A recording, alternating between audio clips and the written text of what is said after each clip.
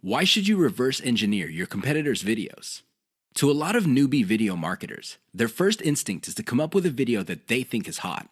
They swear that this video concept that they come up with is going to sell like hotcakes. I've seen this a million times before. The ending is very predictable. The idea that you thought was so hot fizzles out quickly. It turns out that your idea is not the best thing to come around since sliced bread. Far from it. Talk about an expensive mistake.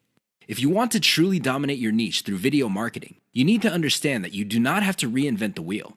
Seriously, you just have to figure out what your competitors are doing and let them do your homework for you. Imagine that. Your competitors end up doing your homework for you. How? Pay attention to what they're doing. They're doing it for a reason. They produce videos that fall within a narrow range of topics for a reason. That reason should be obvious. It works. Start there. If you're looking for the top reason why you should just reverse engineer your competitors' videos instead of coming up with something absolutely new, it is this. It gives you a head start. The second reason is you get to build on their strengths and improve on their weaknesses.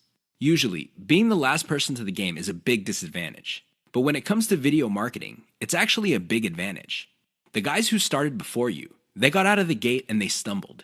And they stumbled again. And they stumbled some more. You can learn from their bad experiments and their failed video projects. You get to cherry pick from their successful videos to come up with your own video marketing success. Best of all, you can pick apart their areas for improvement and come up with ways to beat them at their own game. Do you see how this works? Don't beat yourself up over the fact that you're late to the party. In the world of video marketing, being the last person to the game is actually one of the biggest competitive advantages you can ever have.